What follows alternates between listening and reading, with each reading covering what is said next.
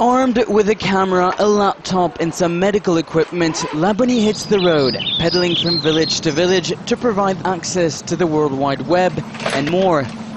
They call her the InfoLady, providing useful and sometimes life-saving knowledge to villagers who would otherwise be left ill-informed.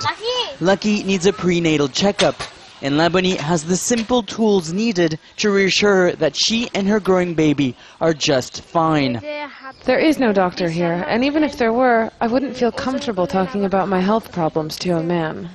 In a country where most women are brought up to marry young and to rear children, a young lady on a bicycle is creating quite a social stir. At the beginning, the villagers were surprised to see a woman with all these gadgets helping out. They were skeptical, but as they saw that the advice I was giving worked, their assumptions changed. There are 23 InfoLadies working nationwide. A local NGO provided Labani and her colleagues with equipment, training and logistical support. We realized that distributing food aid or offering microcredit loans doesn't really help people to get out of poverty.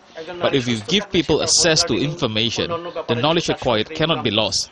And this has a lasting impact on elevating poverty. For each service provided, Labani receives a nominal fee, affordable to all.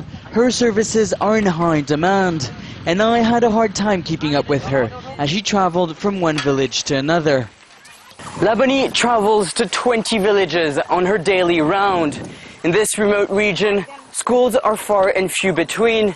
There are no hospitals, and there's no one giving advice to farmers. Most of the people living here do not know how to read or write.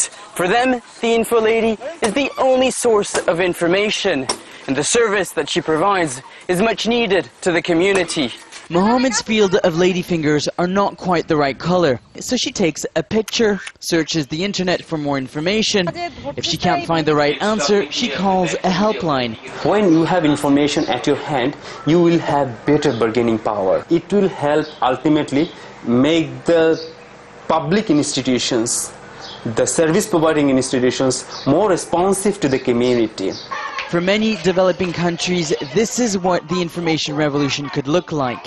Spreading knowledge to teach them how to get their voices heard. Nicholas Hawk, Al Jazeera, Gaibandha, northern Bangladesh.